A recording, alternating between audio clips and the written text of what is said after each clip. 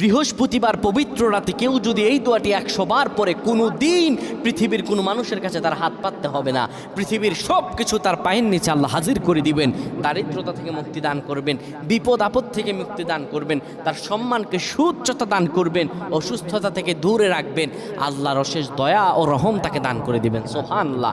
বৃহস্পতিবার রাত এটি গুরুত্বপূর্ণ রাত। এই রাত সপ্তাহে একদিন আসে। আরবিতে রাত আগে আসে, দিন পরে আসে। সুতরাং বৃহস্পতিবারের যে দিন গিয়ে রাত, এটি বৃহস্পতিবার রাত নয়, এটি শুক্রবারের রাত, এটি জুমাবারের রাত, এটি দোয়া কবুলের রাত, আল্লাহর কাছাকাছি হওয়ার রাত। সুবহানাল্লাহ।